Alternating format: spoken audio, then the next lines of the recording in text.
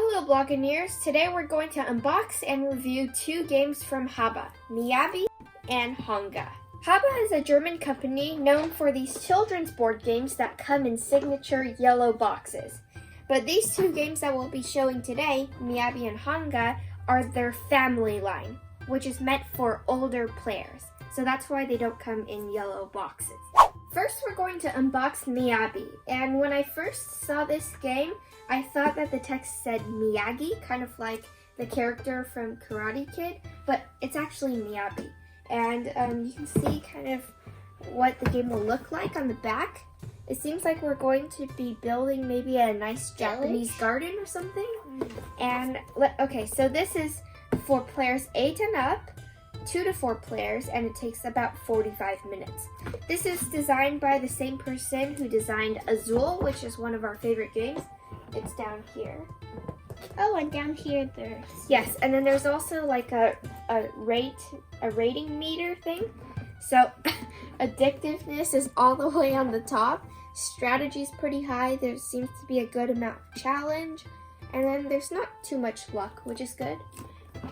Okay, so that is, I guess, the outside of the box. Let's open this up. Okay.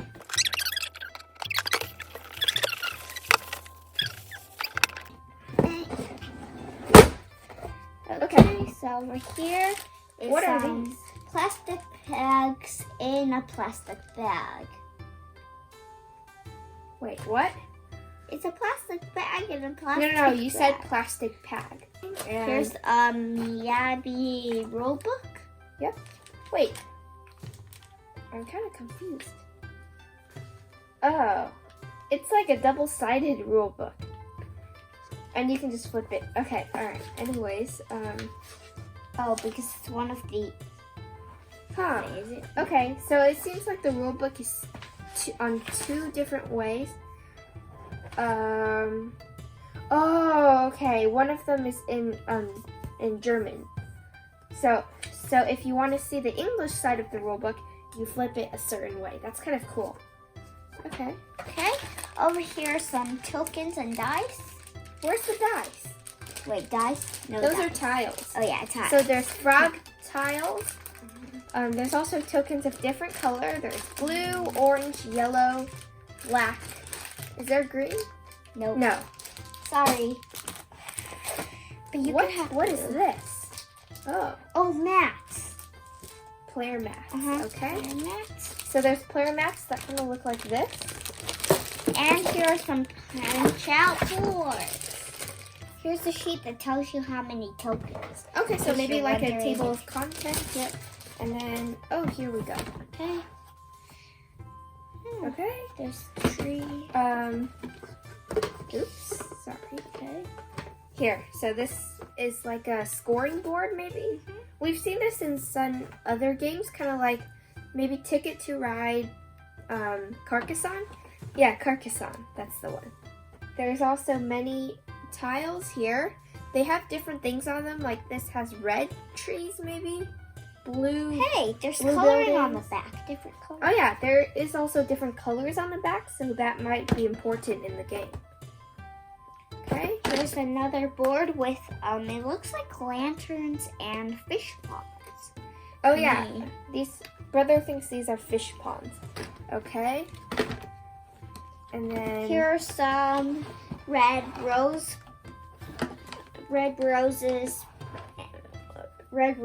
bushes, and just normal green bushes. okay, so that's pretty much it. Yeah, okay. It seems like this is gonna be a tile kind of game because, oops, I keep punching out these tiles on accident. Okay, so it seems like this might be like a tile placing game, which kind of reminds me of Carcassonne, also the way the scoring looks. But yeah, I kind of like the design in this game. Like, I mean, you saw the outside of the box, you saw the tiles, it's pretty good. Like, this seems like a very, see, and then there's also these, like, monuments or whatever. So yeah, this seems like a fun game. Yeah, I guess that's all for Miyabi. Okay.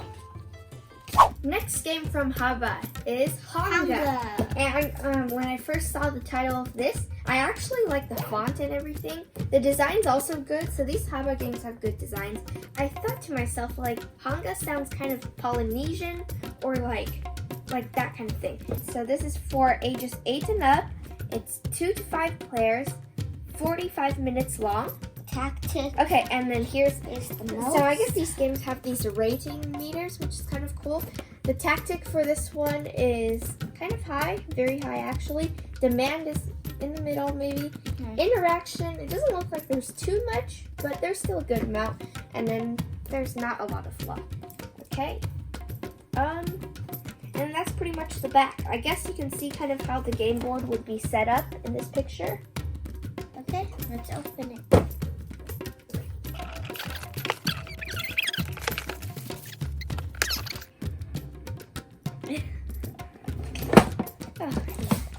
Okay, so they have more plastic bags again. Hey, I look. guess these are useful for like storage and stuff. And then Another. Oh yeah, Honga rulebook. Again, it's double-sided, so you can choose either the German language or the English language. Over here's the saber-toothed tiger and some other tokens. Oh yeah, there's also a saber tooth. This white thing. There's a fire token. You see that? And then there's a bunch of cubes in blue, green, red, black color. Oh, actually, there's one cube for each color.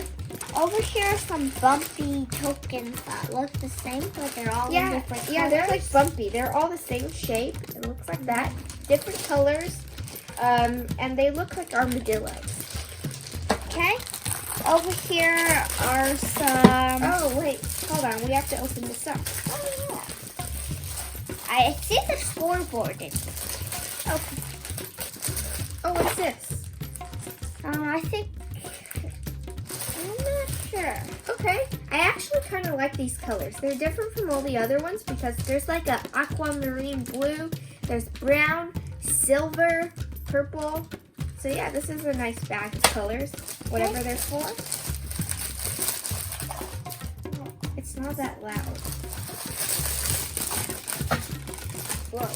Let's drop. Okay, so it looks like there's a stack of tiles. Some are orange and some they're are... pretty thin, but there's a lot of them. So you can see a saber tooth on this one. There's hands, maybe like cave paintings.